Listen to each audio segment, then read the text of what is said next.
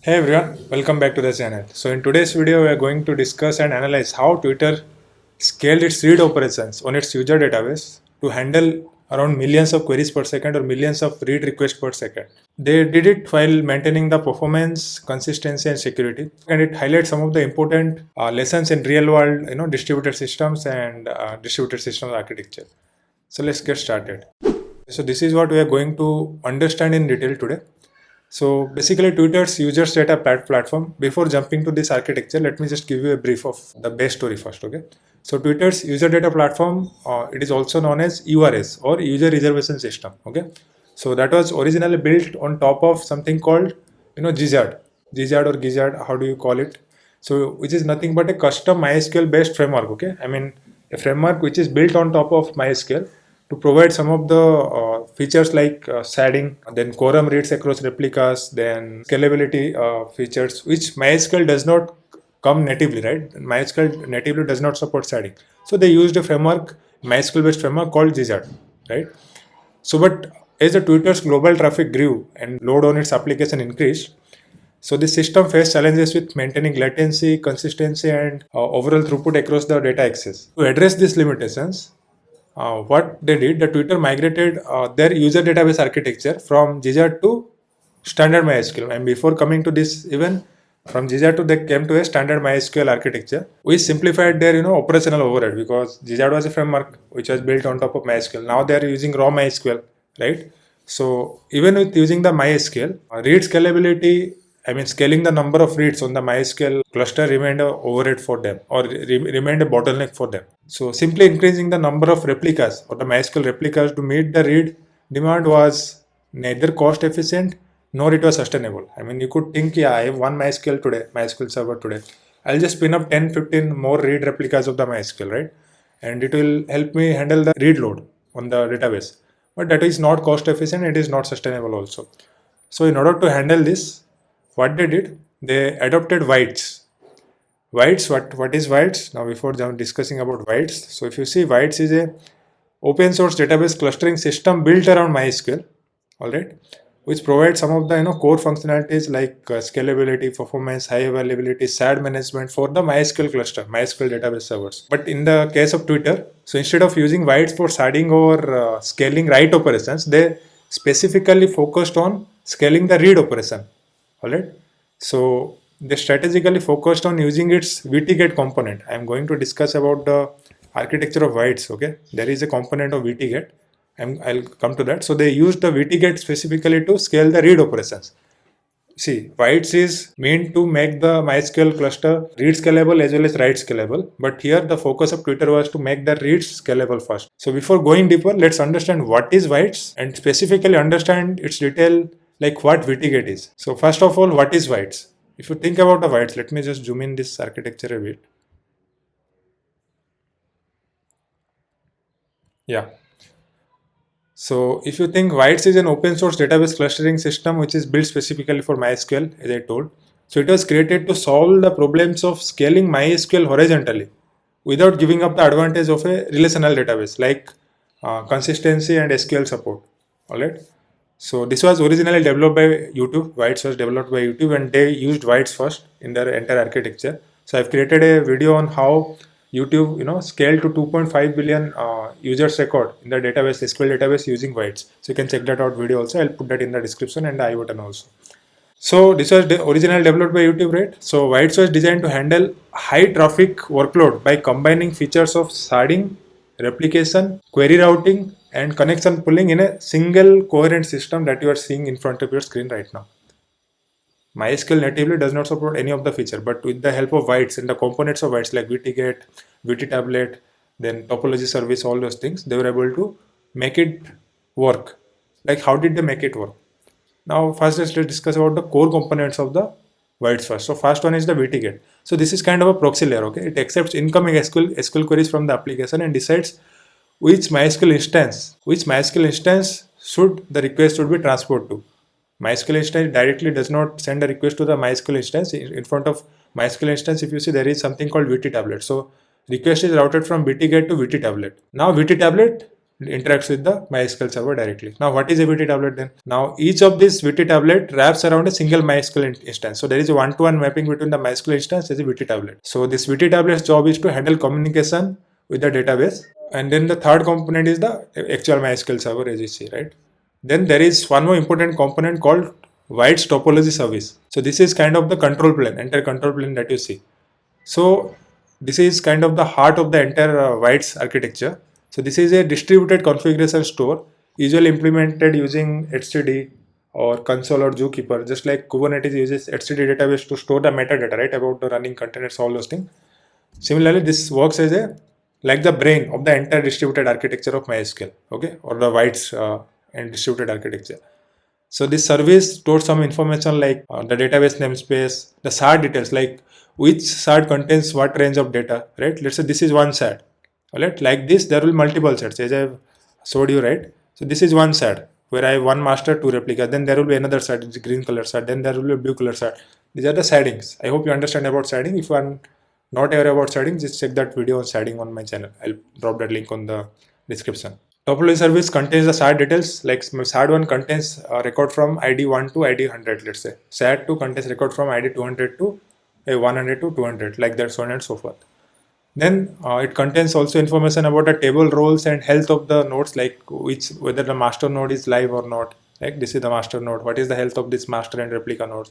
All those information it stores. Then which tablet belongs to each shard, alright. So if you see there are two tablets, it belongs to shard 1. So all those core information about the entire distributed architecture is stored in the topology service. So this metadata layer is used by the VT gate to determine which shard and which VT tablet should I route the request to. Then there are some other component like the VT admin, right? This is a White's UI layer, administrative UI and API server layer, where you can visualize the information in the database.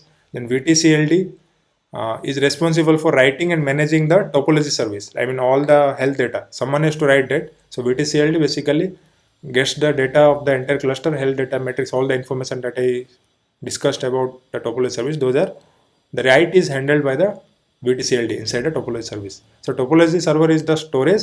VTCLD is the proxy layer to handle the reads and write with this server. And then comes the VTORC. VTORC is the orchestrator layer, orchestration and orchestration. So this automatically detects when a MySQL master server is down, right? Let's say master servers are down. Then someone else has to be made the master. So the VTORC will, make sure to check which of the instances are healthy. Then it will perform election between them and elect a new master. So that's the job of VTORC. So that's how the different components in the VT White's runtime architecture work together. Now if I just give you one example of a simple query, let's say you have a user table with 100 million rows and the data is shared across 10 different shards. Just like you see one shard here, this is one shard, right? There will be 10 different shards like this, alright? So that means each instance will hold 10 million rows because you have 100 million rows, 10 shard, each contains 10 million rows. So if some user comes and runs a query like select star from users where user ID is let's say 2 lakh. Alright, that means now instead of the application figuring out which shard will contain this particular row where the user ID is 2 lakh, what the application will do, this application will send a query to VTGate. VTGate knows the shard mapping because this communicates with the topology service. This topology server knows which shard contains what range of data.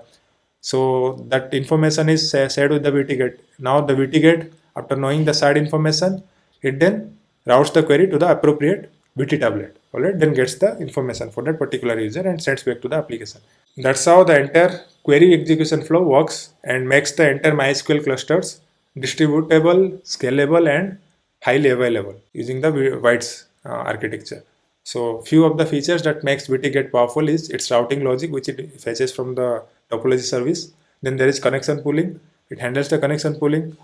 Then query consolidation, if many clients request the same data, right? And multiple clients are connected which are requesting the same data to the VTGate, it can combine those query to avoid redundant load on the actual backend server or do some kind of caching, right? And since VTGates are stateless, you can scale them horizontally as much as you want and then accordingly handle your load.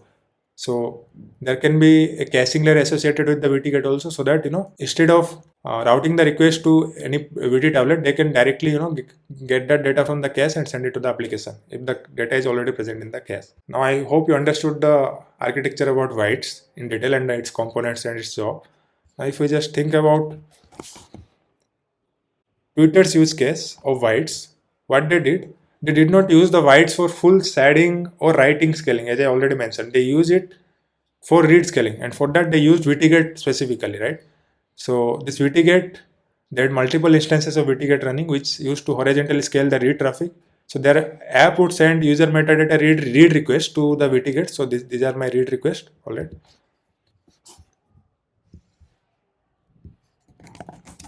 So these read requests are sent to the VT-GET, right? Then VT-GET will route this request efficiently to the correct MySQL replica based on the internal routing rules which is gets from the topology service. And then VT-GETs are stateless, as I told, they can be scaled horizontal like we have done here. Multiple instances of the VT-GET can be run. So Twitter, using this VT-GETs architecture, they leverage this entire VT-GET architecture to horizontally scale read throughput while centralizing the routing logic in a topology service cluster and reducing client-side complexity. I mean, now the client does not have to worry about which side to route the request to. All right. So with these optimizations that we see here, each VT-GET was capable of handling thousands of concurrent client connections, which significantly increased the number of aggregate read capacity, right? Without proportionately increasing the infrastructure cost and making the entire SQL architecture, the entire MySQL architecture scalable and distributable, right? This was not only about the read scalability, along with this, security was another key priority for them. So they mandated encryption across all the service communication. All right, that's why they contributed some upstream patches to the Vitess architecture to make it support for the TLS security also. By default, VT-GET did not come with this TLS security and enhancements in it. So Twitter contributed to that Vitess codebase, and they came up with a support for TLS at the VT-GET level, right? So that the authentication, then full certificate chain validation, optional client authentication, all those can be handled at the VT-GET layer only. So using this VT-GET along with TLS security implementation, they're able to ensure that the sensitive user metadata, which is being transferred across the VT-GET to the database sites from the application server, they are protected during the transit from app server to the database server. So that's the summary, that through the use of Vitess, particularly VT-GET, combined with effectively containerized deployments and strict security policies and strict security implementations, Twitter was able to achieve four things basically. The first one was to support millions of read queries per second.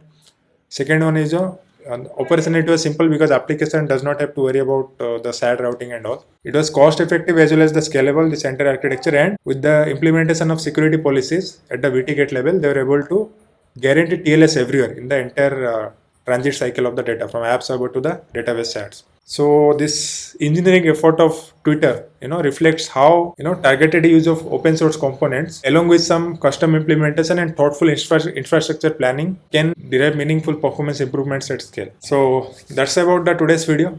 I hope you understood about how the VT-GET architecture helped Twitter to scale its read request capability to around millions of read requests per second. So I am going to drop the link of the blog, of the Twitter blog, in the description. You can check that out and go through it for more details. All right. If you found this video inciting and insightful, drop a like. Let's target for 50 likes in this video. So I create this kind of deep dive content in the tech world. If you want to learn more about these deep tech videos, subscribe to my channel. I'm targeting to reach 3,600 subscribers by the end of this month. So keep supporting. So thank you for watching this video, and I'll see you in the next one. Thank you.